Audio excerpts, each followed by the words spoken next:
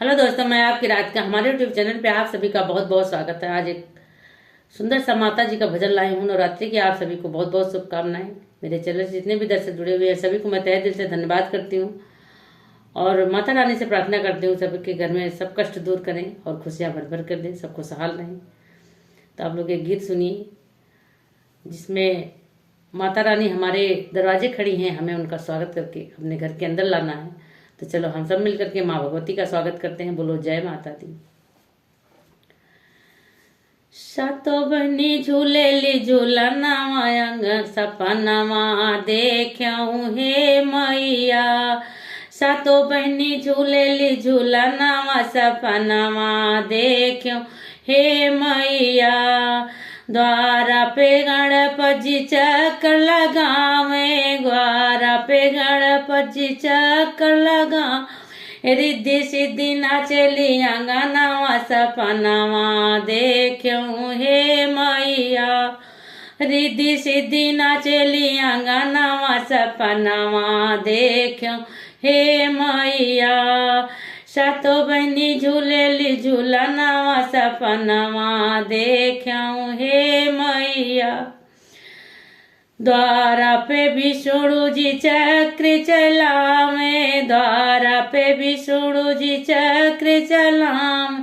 लक्ष्मी मैया नाचली अंगनवा सपनवा देख्यऊ हे मैया। लक्ष्मी मैया नाचली अंगनवा सपनवा देख्यऊ हे मैया। सातो बहनी नाचली अंगनवा सपनवा देख्यऊ हे मैया।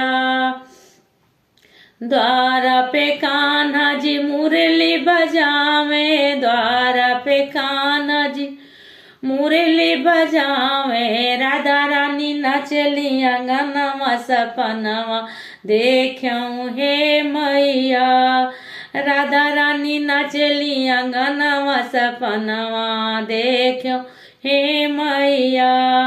सातो बहनी नाचली अंगनवा सपनवा देख्यऊ हे मैया। द्वारा पे राम जी धनुष चलावे, द्वारा पे राम जी धनुष चलावे। सीता मैया नाचली अंगनवा सपनवा देख्यऊ हे मैया। सीता मैया नाचली अंगनवा सपनवा देख्यऊ हे मैया।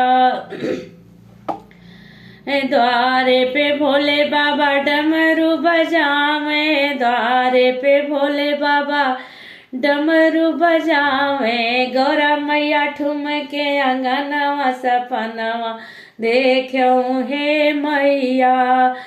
गौरा मैया ठुमके अंगनवा सपनवा देख्यऊ हे मैया। सातो बहनी नाचली अंगनवा सपनवा देख्यऊ हे मैया।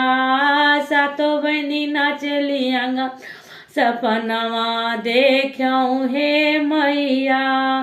द्वारे पे ब्रह्मा जी वेद पढ़ावे, द्वारे पे ब्रह्मा जी वेद विचार।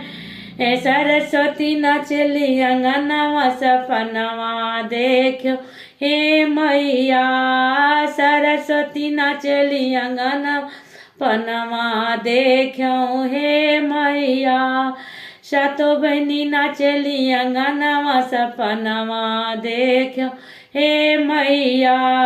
ये गीत कैसा लगा जरूर बताइएगा आप लोग।